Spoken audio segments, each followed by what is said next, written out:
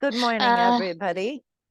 and good evening from India, everybody. This is Meghma Hira and Leah Russ with me for Lightworkers Lifeline. And I just was, having all these different thoughts during the day. And there was one particular I wanted to share with everybody. And this is about shedding light to the fact that through fear and lack, we have been dragged into systems where we have to submit to a certain kind of lifestyle. And if we cannot be, like, I'm talking from my own personal experience where I felt that I had to toil at a 9 to 5 job in a corporate or somewhere to be able to pay my bills and have a life. And I am not alone in this. Many people have given up their artistic passions or hobbies or interests in order to just work for organizations and put food on their table. And there is this increasing um, trend in the collective where, with the identification of neurodivergent things like ADHD, there is also the risk of feeling that it is a disorder and a defect, and you need to force yourself to, function in a certain way from day to day. What I was thinking about is, and these names just came to me, like it's like they wanted me to share this information. Is two great artists from the Renaissance period is Michelangelo and Leonardo da Vinci, and their work is so beautiful, it's so divine and otherworldly that it takes the breath away even now. Like it's such profound work, and both of these artists are known to have hidden, like, esoteric knowledge in their work as well. So it was a multidimensional art they were doing. They were like channeling this information, and it was huge. Like the things that we are studying right now, how God operates in our body, they have already shared that in their work in the, years ago. And the part that I'm coming to is Michelangelo was known to have bouts of depression where he would shut out people and be on his own. Now, again, he was infamous for that reason, for that behavior. Like the people around him could not accept that side of him. Like there is this need for society for us to be always cheerful, always giving, but artists and people who travel different dimensions, they travel all sorts of energy and all sorts of existence, and they experience the whole spectrum of it. But somehow we are conditioned or told that we can only show or market, if you will say, the brighter, the love and light side of us. So if you are like there today, all celebrating your progress and how you're managing your life and coping with everything, but also at times when you are not at your 100% and you feel depressed and you want to shut the world out, if you're beating yourself up and hoping, I wasn't this way, I wish I didn't get down and I could stay, at the higher side of things. I want you to, like Michelangelo wants you to remember that these gifts comes with all sorts of textures and flavors, and it would serve you better if you get curious about those phases, the darker phases as well. Like like the moon, the full moon is amazing, and so is the new moon. They have different things to offer, and you could, if you could identify that within yourself. And Leonardo da Vinci was known to be a procrastinator, but he was a genius. Like even people today, nobody can refute that he was a genius and he did so much work, but he did not never finished his projects. Like he had grand ideas. If he had like 100 marvelous ideas, he maybe completed five.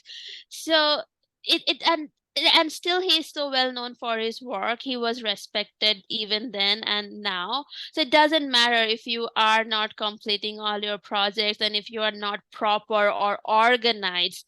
I see there is also this idea that in order to be successful, you have a certain level of consistency or organization in your life, which is great and helpful and works for a lot of people. But if it is not working for you, if you have to like drive yourself crazy to maintain calendars and to-do lists, find a different way that allows you to be yourself and also, create in your own way. Yeah, I want to add to that particular part. Meghma and I both are neurodivergent. I definitely identified the dyslexia in myself, but I know that there's more. And with my sensitivities and everything, I mixed with the dyslexia. But my point was that one of the ways Meghma and I found to deal with this not being able to be on all the time, and I think the more sensitive you are and the more channeling that you do, it is much harder to stay constant on the physical plane because we don't even know where we're going. Okay, there's so much traveling going on. I'm beginning to realize that it's very hard to stay consistent on the physical plane. So what Meghma and I have found is that teaming up together, there are days when she needs to withdraw from the world and I take over and I move the boat forward. And then there's times when, business will pull me off and I won't be able to come, or I'm depressed or not feeling well, and she'll pull it through. So this is another concept of where not doing things alone can help you get over. Finding a partner that has different timing than you can be helpful. So I just wanted to say there's so many different ways to find solutions for that, and we need to start thinking outside the box, and we need to start thinking outside of the way things have been handled in the past, because obviously none of us are really happy with how they were in the past or how they were handled. So that was one of the things I wanted to add. Did you want to say anything else? You're muted. I think that's such like a positive note to end with. And so true. Like finding people who are willing to see the whole of you, the whole spectrum of you, and do the dance with you. It's not like you interview people like, are you a night person or morning person, and then find a match. It can happen really organically, and the willingness to hold space and pull through each during each other's downtimes is so important and such a beautiful thing to have, and it is available out there despite of your beliefs and your experiences. It is available out there. Yeah, because we found each other, and it was just such a crazy way we found each other. I mean, we were just random participants in a big, huge group of like 500. And I saw her name in the chat, and it wasn't even what she said that caught my eye so much as her business name, and which is Ego Alchemist. But the queer thing is like, I never call out to anybody from, any of the groups I'm in, and I've never attempted to stay connected with any of the people. And why I knew, I can't even tell you like what the sensation was when I knew that I needed to at least try to connect to this person.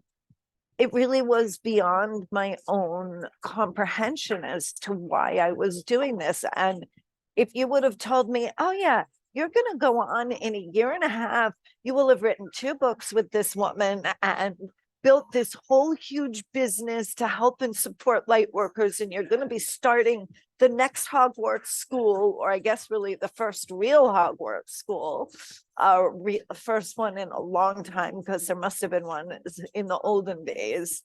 But you know, I would have been like, really, that's fascinating. And what drugs are you taking?